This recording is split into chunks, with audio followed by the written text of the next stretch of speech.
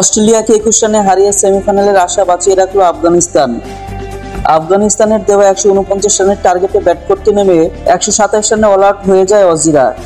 Bowling ফিল্ডিংয়ে আফগানদের জয়ের নায়ক গুলবাদিন নায়েব। রবিবার সকালে 23 জুন আর্নেস্ট ভ্যালি স্টেডিয়ামে টি-20 বিশ্বকাপের সুপার 8-এর ম্যাচে মুখোমুখি হয় আফগানিস্তান ও অস্ট্রেলিয়া। শুরুতে ব্যাট করে নির্ধারিত 20 ওভারে 6 উইকেট হারিয়ে 148 রান করে আফগানরা। জবাবে 19 ওভার 2 বলে 127 রানে অল আউট হয়ে যায় অস্ট্রেলিয়া। টসে হেরে আগে ব্যাট করে ভালোই শুরু পায় আফগানিস্তান।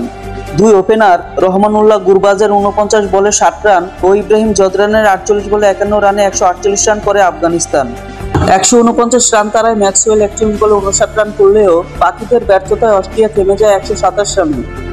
বোলিংয়ে আফগানদের নায়ক গুলবাদিন 4 ওভারে 20 রান দিয়ে 3 রান 4 উইকেট। দারুণ 2 ক্যাচ নিয়ে দারুণ ফিল্ডিংও করেন এই অলরাউন্ডার। এই জয় সেমিফাইনালের দৌড়ে টিকে থাকলো আফগানিস্তান। এমনকি বড় 2 হারের পরেও সমীকরণে বিশ্বকাপে টিকে রইল বাংলাদেশ। এখন ভারতের কাছে যদি অস্ট্রেলিয়া হেরে যায় আর আফগানিস্তানকে যদি বড় ব্যবধানে হারাতে পারে বাংলাদেশ, সেমিতে যাওয়া সম্ভব নাজমুল হোসেন শান্তদেরও।